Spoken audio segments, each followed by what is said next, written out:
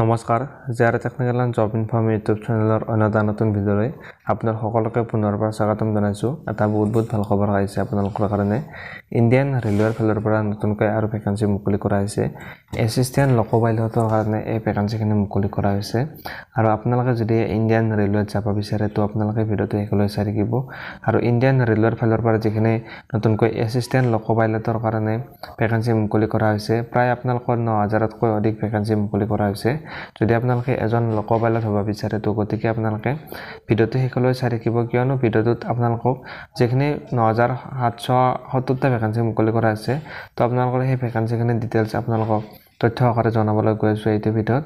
আপোনালোকৰ এই ভেকেঞ্চিখিনিত এপ্লাই কৰিবলৈ হ'লে আপোনালোকৰ এডুকেশ্যন কোৱালিফিকেশ্যন কিমান লাগিব, বয়স কিমানৰ পৰা কিমান হ'ব লাগিব, এপ্লিকেশ্যন ফিজ দিব লাগিব নে নালাগে, সকলোবিলাক তথ্য এই ভিডিঅ'টোত আপোনালোকক ডিটেইলছত জনোৱা হ'ব।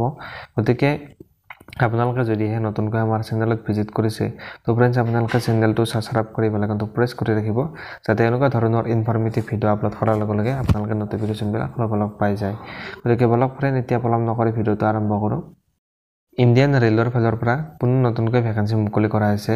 এছিষ্টেণ্ট লোকো পাইলট, ইয়াক চমুকৈ ALP বুলি কোৱা হয়। আপোনালোকে নিশ্চয়তো জানে যে এছিষ্টেণ্ট লোকো পাইলটৰ কাৰণে আপোনালোকৰ নতুনকৈ ৯,০০০তকৈ অধিক ভেকেঞ্চি মুকলি কৰা হৈছে।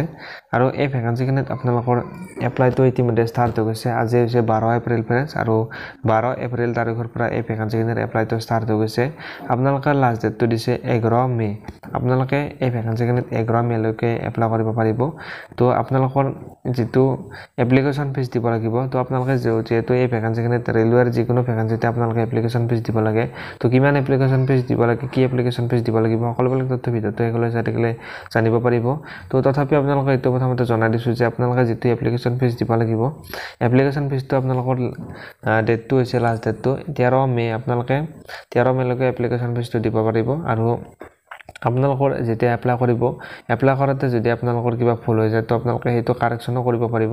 কাৰেকশ্যন কৰা ডেটটো আপোনালোকক প্ৰথমতে জনাই দিছোঁ 14/5/2025, অৰ্থাৎ আপোনালোকে 14 মে'ত আপোনালোকে এইটো কাৰেকশ্যন কৰিব পাৰিব যদি আপোনালোকৰ এপ্লাই কৰোঁতে কিবা ভুল হৈ যায়। গতিকে আপোনালোকক প্ৰথমতে ডেটটো জনাই দিছোঁ, ডেটখিনি আপোনালোকে নিশ্চয় ডেটখিনিৰ বিষয়ে গম পালে। এই ভেকেঞ্চিখিনিত এপ্লাই কৰিবলৈ হ'লে আপোনালোকে ভাৰতৰ এজন ইণ্ডিয়ান চিটিজেন আপোনালোকে নাগৰিক হ'ব লাগিব। তো আপোনালোকে এই ভেকেঞ্চিখিনিত এপ্লাই কৰিব পাৰিব।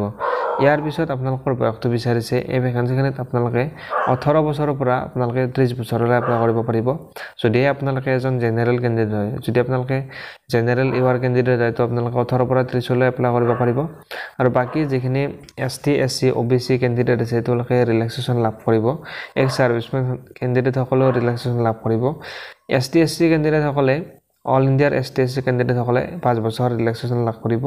আৰু OBC নন ক্ৰিমি লেয়াৰৰ কেণ্ডিডেটসকলে 3 বছৰ ৰিলেক্সেশ্যন লাভ কৰিব। আৰু এক্স ছাৰ্ভিচমেনসকলেও লাভ কৰিব, ইউআৰসকলে 3 বছৰ, OBC NCL সকলে 6 বছৰ, আৰু ST SC সকলে 8 বছৰ ৰিলেক্সেশ্যন লাভ কৰিব। তো এইটোৰ বিষয়ে আপোনালোকে নিশ্চয় গম পালে। আৰু আপোনালোকৰ যিটো বয়স থাকিব, বয়সটো আপোনালোকৰ যিখন মেট্ৰিকৰ আপোনালোকৰ চাৰ্টিফিকেট আছে বা এডমিট আছে, এডমিটত যিটো আপোনালোকৰ ডেট অফ বাৰ্থ দিয়া আছে, তো সেই ডেট অফ বাৰ্থ অনুযায়ী আপোনালোকৰ বয়সটো ধৰা হ'ব। গতিকে ইয়াৰ পিছত আপোনালোকৰ যিটো চিলেকশ্যন প্ৰচেছ, আপোনালোকৰ কেনেদৰে চিলেকশ্যন কৰা হ'ব এইটো আপোনালোকক জনাই দিছোঁ। প্ৰথমতে আপোনালোকৰ ফাৰ্ষ্ট ষ্টেজত এটা CBT টেষ্ট অনুষ্ঠিত হ'ব, অৰ্থাৎ কম্পিউটাৰ বিচেট টেষ্ট আপোনালোকৰ অনুষ্ঠিত হ'ব। তাত আপোনালোকৰ এক্সামটো অনুষ্ঠিত হ'ব। আৰু ছেকেণ্ড ষ্টেজতো আপোনালোকৰ এটা কম্পিউটাৰ বিচেট টেষ্ট অনুষ্ঠিত হ'ব। তাৰপিছত আপোনালোকৰ এক্সট্ৰাকৈ আপোনালোকৰ এটা কম্পিউটাৰ টেষ্ট অনুষ্ঠিত হ'ব। তাৰপিছত ডকুমেণ্ট ভেৰিফিকেশ্যন হ'ব। আৰু শেষত আপোনালোকৰ মেডিকেল এক্সামিনেশ্যন অনুষ্ঠিত হ'ব। আৰু তাৰপিছতে আপোনালোকৰ যিখন ফাইনেল মেৰিট লিষ্ট হয়, ফাইনেল মেৰিট লিষ্ট আপোনালোকৰ প্ৰকাশ কৰিব তেওঁলোকে।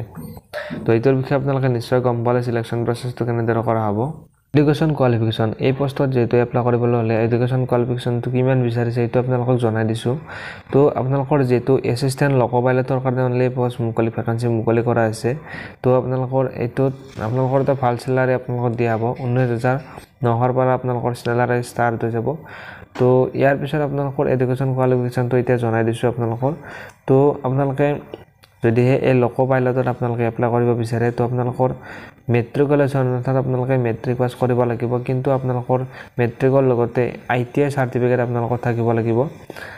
NCVT বা SCVT আপোনালোকৰ যিকোনো ট্ৰেডৰ পৰা আপোনালোকৰ যিকোনো ট্ৰেড মানে আপোনালোকৰ ধৰি লওক ফিটাৰ, ইলেক্ট্ৰিচিয়ান, ইনষ্ট্ৰাকশ্যন মেকানিক, এনেকুৱা ধৰণৰ আপোনালোকৰ ট্ৰেডৰ পৰা বা ৰেডিঅ' টিভি এনেকুৱা ইলেক্ট্ৰনিক্স মেকানিক তাৰপিছত মেকানিক্স মটৰ ভেহিকুল ৱায়াৰমেন এনেকুৱা ধৰণৰ আপোনালোকৰ যিখিনি ITI ট্ৰেড আছে এই ITI ট্ৰেডৰ পৰা আপোনালোকৰ ITI পাছ কৰা হ'ব লাগিব আপোনালোকৰ ডিপ্লোমা সাৰ্টিফিকেট থাকিব লাগিব তো আপোনালোকে এই যেটো এসিস্ট্যান্ট লোকো পাইলট আছে লোকো পাইলটত আপোনালোকে এপ্লাই কৰিব পাৰিব ইয়াৰ পিছত যদি আপোনালোকৰ এইটো কোৱালিফিকেশন নাই তো আপোনালোকৰ মেট্ৰিক পাছ আপোনালোকে কৰিব লাগিব তো কম্পিউটাৰ এক্টৰ এপ্ৰেন্টিছৰ আপোনালোকৰ কৰা হ'ব লাগিব যেটা আপোনালোকে কম্পিউটাৰ এপ্ৰেন্টিছ কৰি থৈছে মেট্ৰিক পাছ কৰাৰ লগতে আপোনালোকে এই পোষ্টৰ আপোনালোকে এপ্লাই কৰিব পাৰিব আপোনালোকে যোগ্য হ'ব এপ্লাই কৰাৰ কাৰণে আৰু যদি আপোনালোকৰ এইটো কোৱালিফিকেশনো নাই তো আপোনালোকৰ যদিহে আপোনালোকৰ মেট্ৰিক পাছ কৰাৰ লগতে আপোনালোকৰ ডিপ্লোমা আছে মেকানিক্যাল ইলেক্ট্ৰিক্যাল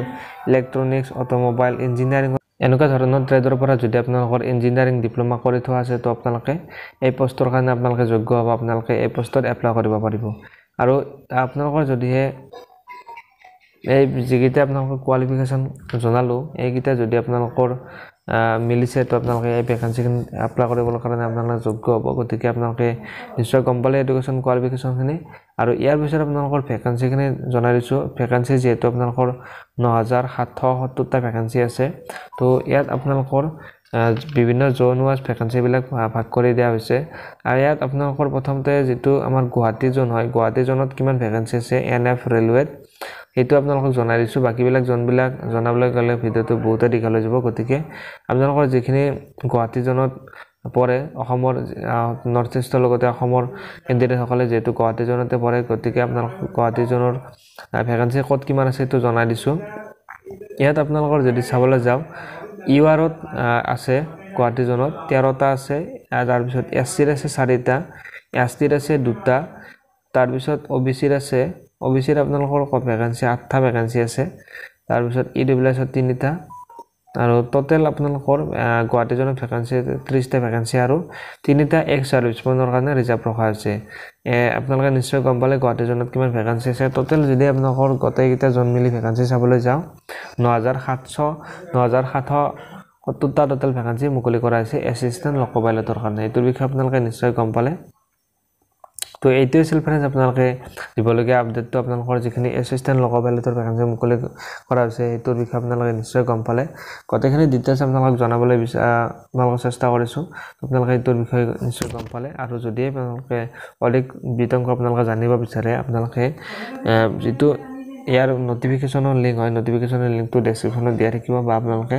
আমাৰ যেটো WhatsApp গ্ৰুপ আছে গ্ৰুপত আপোনালোকে জয়েন হ'লে আপোনালোকৰ যিখন ফুল নোটিফিকেশন হয় ফুল নোটিফিকেশনখন আপোনালোকে গ্ৰুপত লাভ কৰিব তো এইটোৱে আছিল আপোনালোকৰ ভিডিওলৈকে আপডেটটো ফ্ৰেন্ডছ আপোনালোকে যদি ভিডিওটো ভাল পালে ভিডিওটো ফ্ৰেন্ডছ এটা লাইক কৰি দিব আৰু চেনেলটোত আপোনালোকে যদি প্ৰথমবাৰৰ কাৰণে ভিজিট কৰিছে ফ্ৰেন্ডছ চেনেলটো সাবস্ক্ৰাইব কৰি বেলআইকনটো প্ৰেছ কৰি ৰাখিব চাই থাকিব friends JR technical and job inform YouTube channel ধন্যবাদ জয় অসম